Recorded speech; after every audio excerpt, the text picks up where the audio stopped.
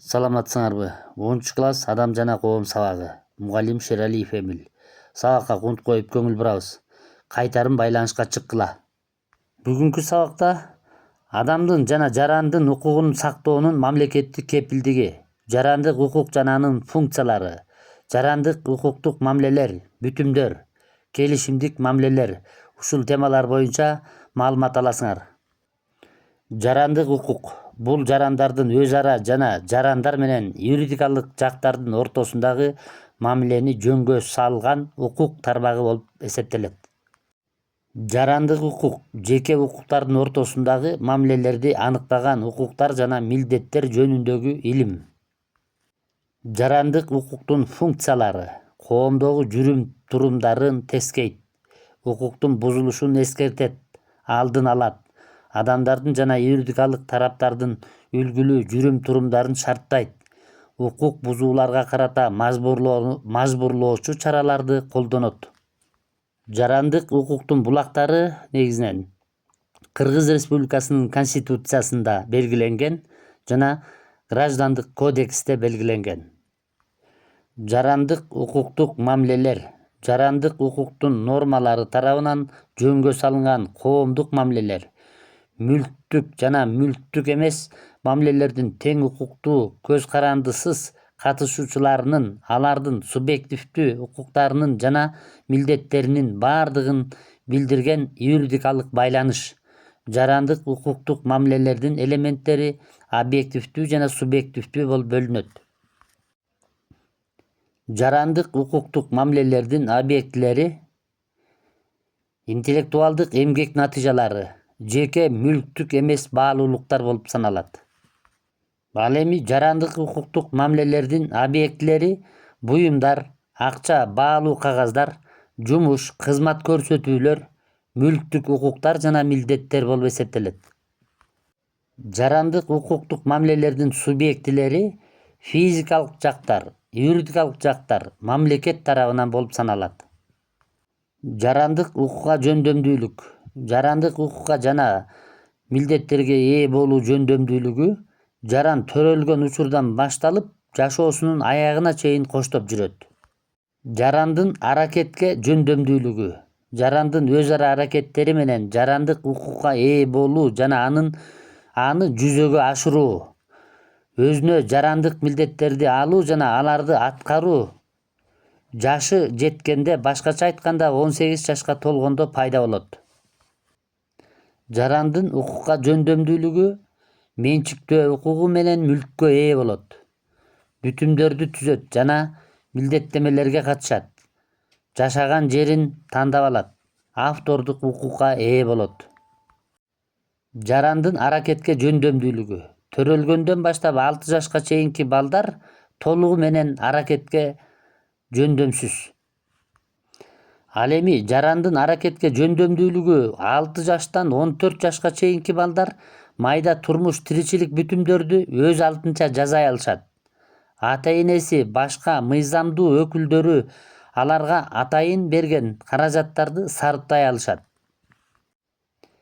14 жаштан 18 жашка чейинки балдар өзүнүн тапкан акысын, стипендиясын жана башка кирешелерин тескөөгө милдеттүү.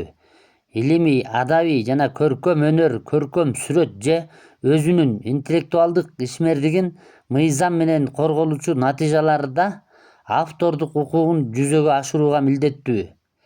Мыйзамга ылайык кредиттик мекемелерде салым салып жана аны тескөөгө милдеттүү.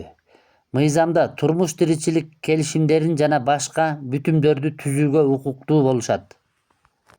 Эмансипация жашы жете элек баланы аракетке толук жөндөмдүү деп табуу. 16 жашка толгондо эмгек келишими анын ичинде контракт боюнча иштесе болот. Ата-энесинин асырап алуулардын же камкордукка алуунун макулдугу менен ээлик кылуу ишин жүргүзсө болот. Жарандын аракетке жөндөмсүз деп таанылышы бул психикалык абалга байланыштуу. Жарандардын анын бүтүмдүү жана камкордукка алган адам түзөт. Соттун чечиминин негизинде ишке ашат.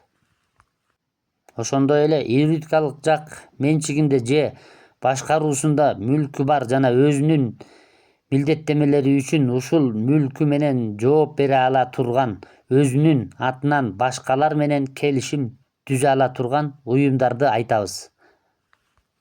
Ал эми юридикалык жактын түрлөрү: коммерциялык, пайда табууну көздөгөн уюм; коммерциялык эмес, пайда табууну көздөбөгөн жана алынган пайданы катышуучулардын ортосунда бөлүштүрбөгөн уюм; жарандык укуктук бүтүмдөр, жарандардын жана юридикалык тараптардын жарандык укуктарды жана милдеттерди орнотууга, өзгөртүүгө жана жокко чыгарууга багытталган иш-аракеттер.